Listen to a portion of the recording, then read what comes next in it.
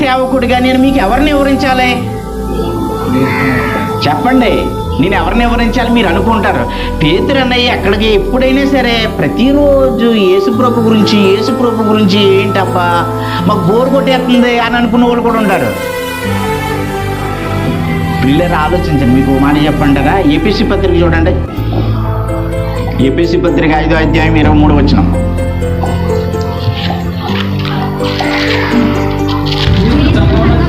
క్రీస్తు సంఘమునకు శిరసై ఉన్నలాగున పురుషుడు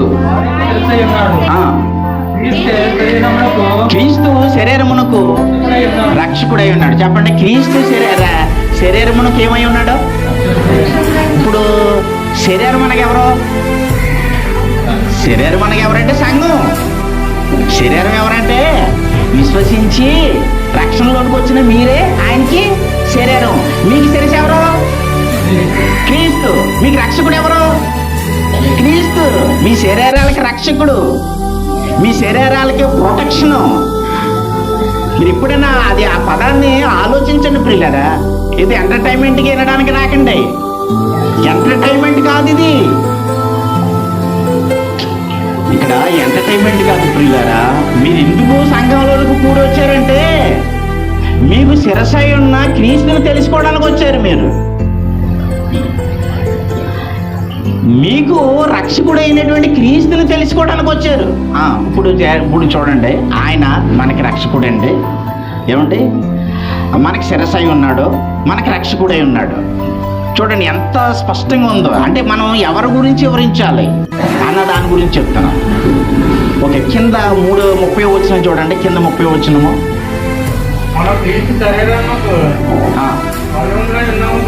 ఉన్నాము కనుక అలాగే క్రీస్తు కూడా సంఘమును పోషించి సంరక్షించుచున్నాడు. మీరు క్రీస్తు శరీరమునికి అవయవాలు ఉన్నారా? అవయవాలై ఉన్నారా? అవయవాలై ఉన్నారు కాబట్టి మీకు ఆయన అవయవాలు ఇస్తున్నాడు. ఆయన శరీరము, ఆయన రక్తము. ఇప్పుడు ఇది ఒకే శరీరము.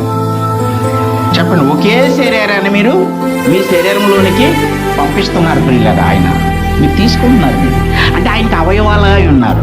ఇప్పుడు మీ పోషణ అంటే అక్కడ ఉన్నది అదే కదా పదం. లేఖనం చూడాలి. లేఖనం చూడకపోతే చక్కని మాటల చేత మోసపోతాం ప్రియులారా.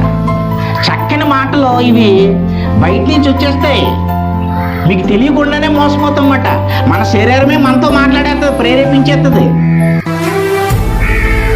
ఇప్పుడు లేఖనం తెలియకపోతేనండి మనం అన్ని విధాలుగా మోసపోతాం ప్రియులారా. నేను అదే చెప్తున్నాను. దేవుని సేవకుడుగా, మీరు సంఘ విశ్వాసులుగా మీరు జాగ్రత్తగా లేఖనాన్ని వినకపోతే మోసపోతారు. మీరు చక్కని మాటల చేత మోసపోకుండానట్లు జాగ్రత్తగా చెప్పండి, చూచుకున్నట్టు. అంటే మాటలు ఎలా ఉంటాయంట? చక్కగా ఉంటాయంట. కానీ దానిలో ఏమున్నదన్నాడు? మోసం ఉన్నదన్నాడు పిల్లరా. కనుక ఈ మాటలో ఒకసారి చూడండి. ఇక్కడ ఆ లేఖనం ఏం చెప్తుందంటే మీ పోషణ ఆయన దగ్గరే ఉంది, ఇంకా మీ సంరక్షణ కూడా ఆయన దగ్గరే ఉంది. అంటే టోటల్గా మీ జీవము ఆయన దగ్గరే ఉంది, అంతే. ఇప్పుడు నేను ఎవరి గురించి చెప్పాలి మీకు? నేను యేసుక్రీస్తు గురించి చెప్తేనే మీకు పోషణ. మీ పోషకుడు గురించి, మీ జీవం గురించి, మీకు ఆదరణ ఇచ్చిన వాడి గురించి, మీకు విశ్రాంతిని కూడా ఇచ్చిన వాడి గురించి చెప్తే ఇంక మీరు ఎవరి గురించి నేర్చుకోవడానికి వచ్చారు? సంఘం అయిందండి. సంఘం మీకు శిరసై ఉన్నాడు. పోషణ ఆయన దగ్గర ఉంది, సంరక్షణ ఆయన దగ్గర ఉంది, మీ విశ్రాంతి ఆయన దగ్గర ఉంది, మీ ఆదరణ ఆయన దగ్గర ఉంది. ఇప్పుడు చూడండి, నా గురించి చెప్పుకున్నాను అనుకోండి, మీకు విశ్రాంతి వస్తుందా? చెప్పండి, అయ్యే గట్టిగా చెప్పండి అమ్మా. ఇప్పుడు నేను పేతురు గారి గురించి డబ్బు కొడేసుకున్నాను నేను. లేకపోతే ఒక పెద్ద ప్రొపోజర్, పెద్ద వ్యక్తి ఉన్నాడు, ఆ వ్యక్తి గురించి చెప్తున్నాను.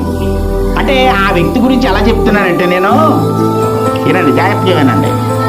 ఆ వ్యక్తి గురించి ఎలా చెప్తున్నానంటే యేసు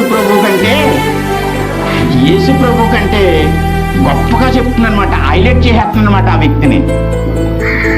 ఇప్పుడు ఆ వ్యక్తి గురించి చెప్తే మీకు నిజంగానండి, నిజంగా చెప్పండి, మీకు జీవము అంటే మీరు విశ్రాంతిలోను నెమ్మదిలోను మీకు జీవించే భాగ్యం ఉంటుంది. మీకు ఉంటుందో చెప్పండి. అంటే ఆ వ్యక్తి ఆ వ్యక్తి ద్వారా మీకు రక్షణ వచ్చిందా? రాలేదు కదా. ప్రభు అయినటువంటి యేసుక్రీస్తు ద్వారానే మీకు పాపక్షమాపణ, ప్రభు అయినటువంటి యేసుక్రీస్తు ద్వారానే మీకు రక్షణ, ఆయన ద్వారానే పరిశుద్ధాత్ముడు వచ్చాడు మీకు. ఇప్పుడు నేను ఎవరి గురించి చెప్పాలి? యేసు ప్రభు గురించి చెప్పాలి.